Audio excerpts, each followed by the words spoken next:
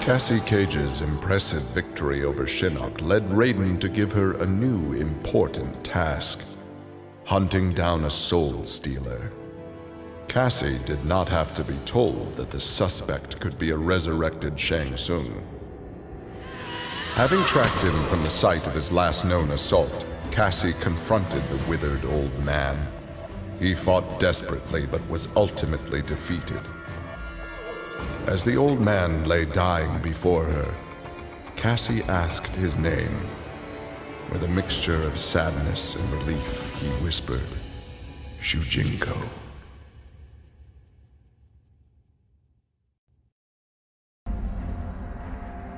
Devorah's ultimate plan was not to destroy Shinnok, but to enslave him. She implanted larvae, her young, in his body to gestate. Having consumed the godlike power of their immortal host, Devorah's offspring were unlike any Kaitin ever born. As they matured, they spread like locusts throughout the realms. Her army of Kaitin super drones brought glory to Devorah, their beloved queen, and destruction to all.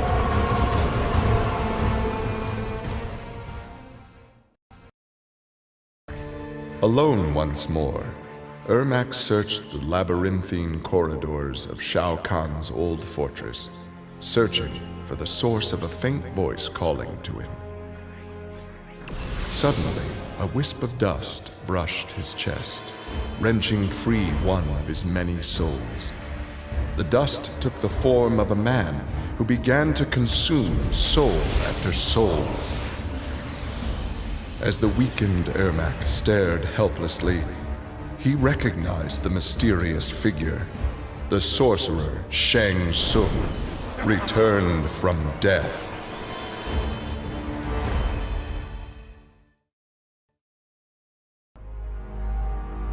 Nearly 150 years ago, Erron Black had been hired by Shang Tsung to assassinate an Earthrealm warrior. In return, Shang had slowed Black's aging process. He could therefore afford to be patient. If an employer wanted someone dead, they would be in time. A team of young Earthrealm warriors had caused Erron Black's current employer, Kotal Kahn, much inconvenience. With the patience of a viper, Black eliminated them all.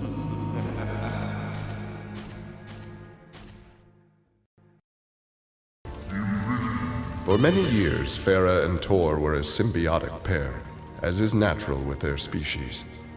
But that bond was broken when Farah came of age and began the Great Transformation. Farah Tor returned to the Tarkatan Wastes, where Farah began her metamorphosis. The process took an agonizing 3 outworld years, during which time Tor withered and died. Now a brute, Farah will be chosen by a rider. A new symbiotic pairing will be forged, and new battles will be won.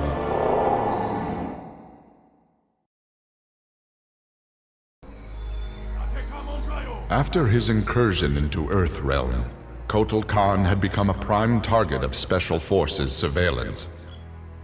Jackie Briggs was assigned to monitor his activity. Jackie followed Kotal Kahn to an equatorial jungle, where he entered a hidden pyramid.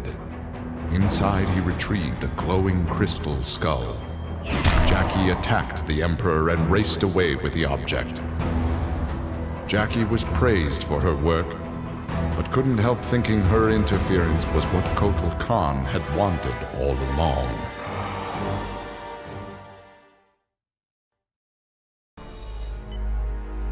After Shinnok's fall, the hospitalized Johnny Cage asked Jax to fill in as leader of his squad. Jax agreed. It was a chance to spend time with and protect Jackie. Boarding their transport after a routine mission, Jax's greatest fears were realized as the mercenary Erron Black sprung from the cargo bay and fired on the young heroes.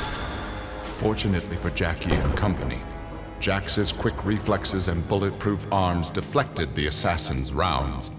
Jax quickly subdued Black, then slipped into shock as a red stain engulfed his chest.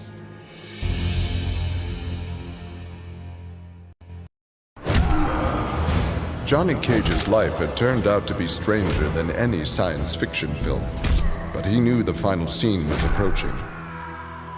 With Raiden's direction, Johnny was able to sail to Shang Tsung's abandoned island fortress, where his adventure had begun, to contemplate his future. Amid the rubble, Johnny found an ancient tome. Its pages revealed that Shang Tsung had unraveled the secret to Edenian long life. Johnny Cage's retirement would have to wait.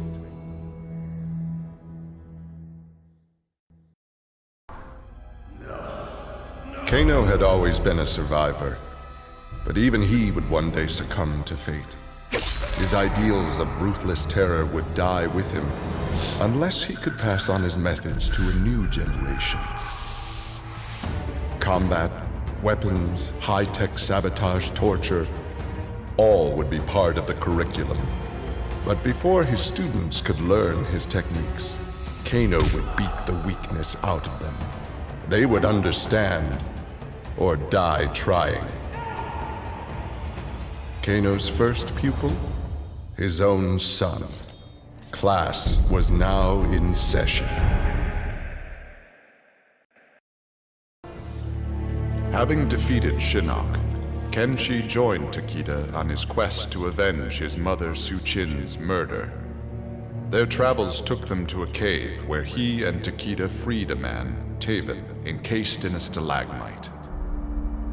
Kenshi told Taven that his brother, Dagon, was the founder of the Red Dragon Assassin Clan. Dagon had not only murdered Su-Chin, but his and Taven's parents as well. Together, Kenshi, Takeda, and Taven lay siege to the Red Dragon base. Dagon fell victim to Kenshi's rage. Su-Chin's murder had been avenged.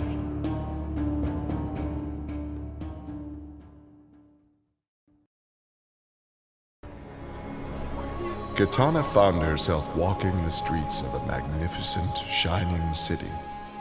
This was Edenia, a realm freed from Outworld, and Kitana was its beautiful queen. This was the timeline unaltered by Raiden. Earthrealm had been destroyed by Shao Kahn, but Kitana had survived Armageddon and united the other realms to destroy him. Long-lasting peace was the result. Kitana awoke from this vision to find herself in the Nether Realm.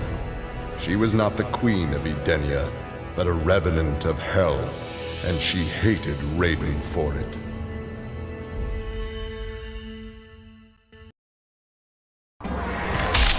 Kotal Khan returned to Outworld determined to rebuild his forces. But Raiden defeated him in a surprise attack and claimed dominion over Outworld. Desperate, the Emperor called upon the Elder Gods to aid in preserving his sovereignty. They granted his request, invoking the most sacred of contests. Now, once every decade, Kotal Khan must enlist his greatest defenders to face Raiden's challengers in mortal combat.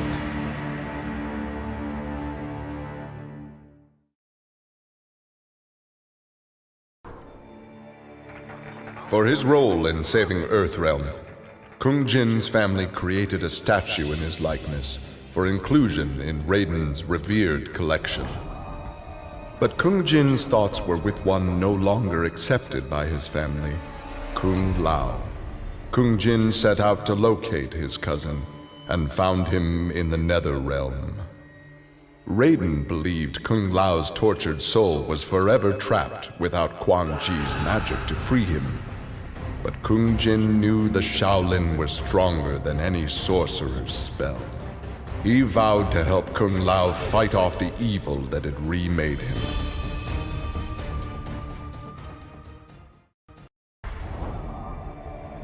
After Shinnok's defeat, Kung Lao found himself trapped in the Nether Realm, his soul corrupted by Quan Chi's dark magic. There he would have remained but for the aid of his cousin Kung Jin. Together, their Shaolin strength repelled the evil sufficiently enough for Kung Lao to escape that dark realm and control his inner demons. Compromised but not lost, Kung Lao now exists as an agent of vengeance. He will show evil no mercy.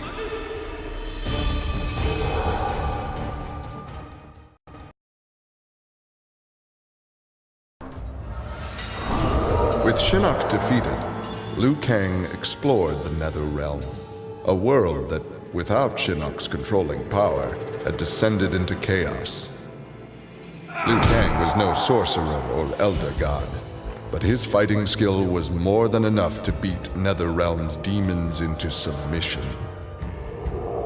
Liu Kang realized that Netherrealm was his for the taking, and that ruling appealed to him. He would assume Shinnok's throne and ponder the conquering of other realms.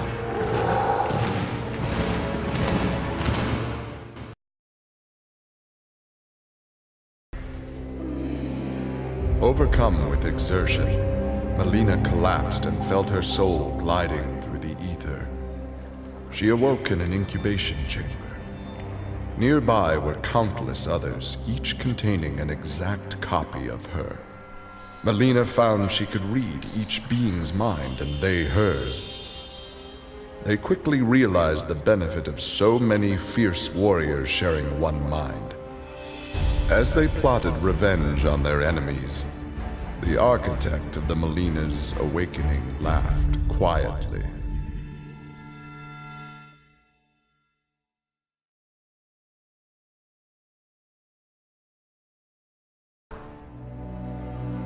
Quan Chi had long been a servant of Shinnok. His role in freeing him from imprisonment had not gone unnoticed by the Elder Gods. Shinnok was no longer a threat, but Quan Chi's actions had given rise to a new power. After much deliberation, the Elder Gods contrived a plan to rebalance this power before it grew further. Free will was burned from Quan Chi's soul and replaced with a single directive. He must kill Raiden.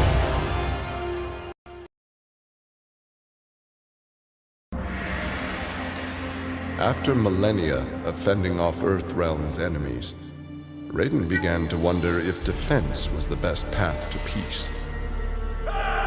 In a change of tactics, Raiden and the Shirai Ryu attacked Kotal Khan's armies before they could rebuild. They decimated the Emperor's forces, leaving Outworld at their mercy. The victorious Raiden claimed dominion over Outworld. The first of many threats to Earthrealm had been removed.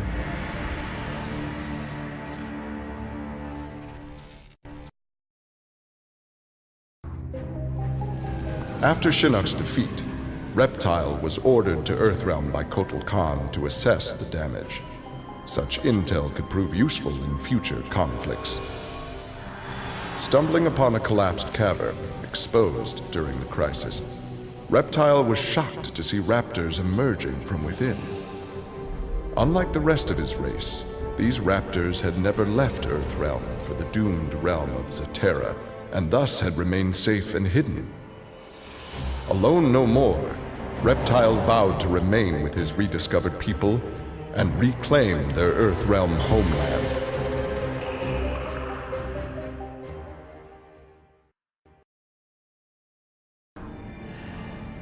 Remorse for his role in resurrecting Shinnok weighed heavily upon Scorpion's soul.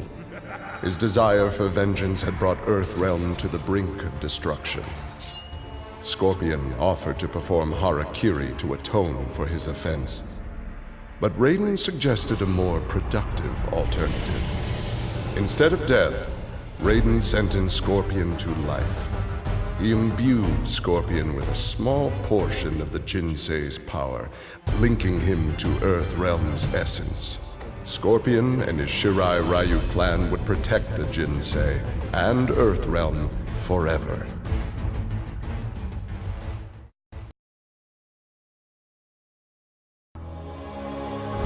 Earthrealm belonged to Shinnok.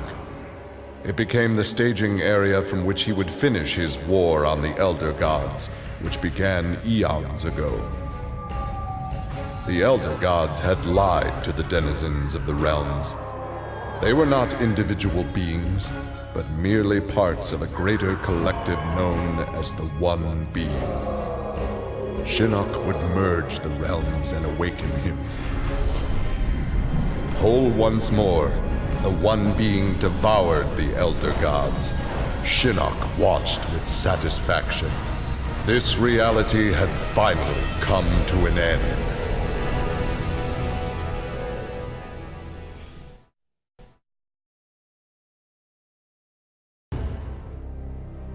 Exhausted by her ordeals, Sonya slipped into a deep sleep and began to dream. Kano held Jax and Cassie hostage. He made Sonya choose who would live and who would die. Seeing no way to free them both, she chose Cassie and screamed as Kano killed Jax before her eyes. Still screaming, she was awoken by Johnny. He had horrific news. Jax was dead by an assassin's bullet.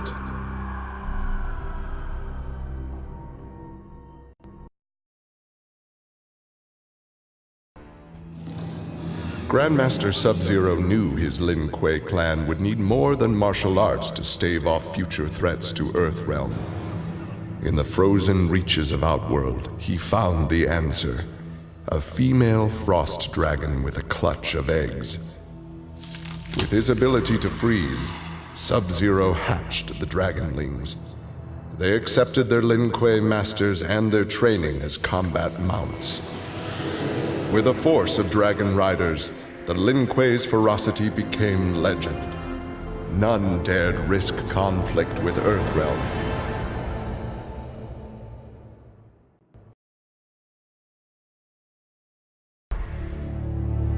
With Shinnok defeated, Takeda and his father set out to find his mother's killer, a member of the Red Dragon clan. Special Forces tech enabled Takeda to locate the clan's base and disguise himself and Kenshi as they infiltrated their ranks. Deep within the mountain stronghold, Takeda discovered an actual dragon, a prisoner of the clan.